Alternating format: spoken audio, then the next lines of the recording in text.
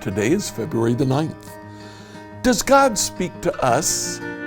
Let's find out together as we study Psalm 19 and 20 and Proverbs 4.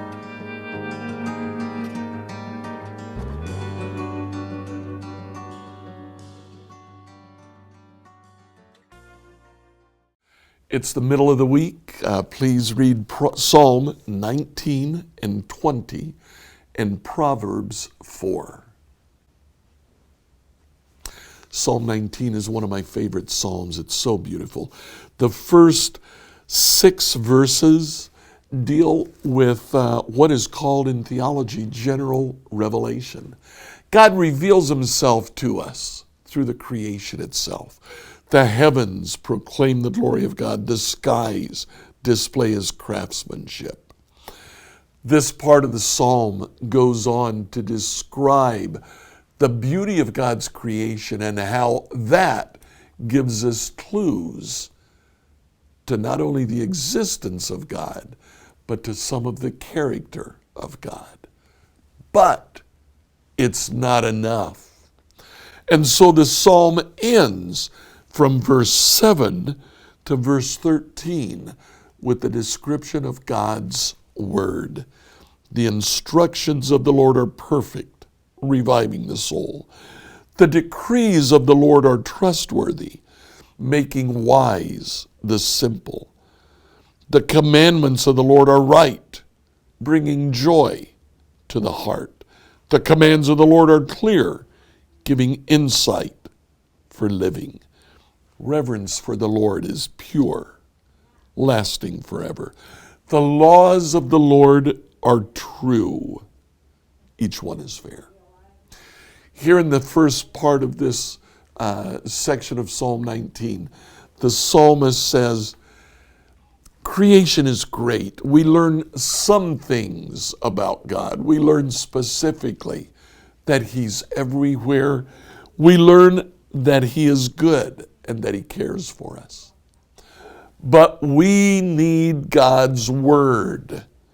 With God's word, our soul is revived. We're made wise. We have joy. We have insight for living. It's God's word that the Lord uses to speak to us.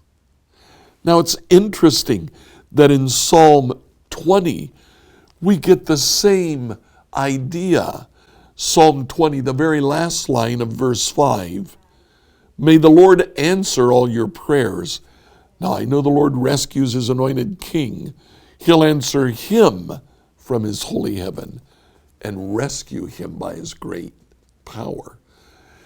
God answers. God speaks to us. In Proverbs chapter 4, we also catch some of the same idea. Again, Solomon begins, a father speaking to his children. My children, listen when your father corrects you. Pay attention and learn good judgment. That's what takes place when Solomon speaks to them. But quickly, verse 5, get wisdom.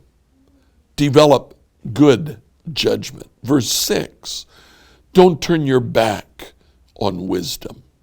Verse 8, if you prize wisdom, she'll make you great. Verse 10, he goes back to his children. My child, listen to me and do as I say, and you'll have a long, good life. But by the end of the chapter, he is back talking about God's instructions, God's wisdom, and what they mean for us. Solomon's movement there is very clear. A father speaks God's word to his child with the intent that the child learn to look to God's word for direction. Does God speak to us? Yes, he does. He speaks to us in prayer, and he speaks to us through his word.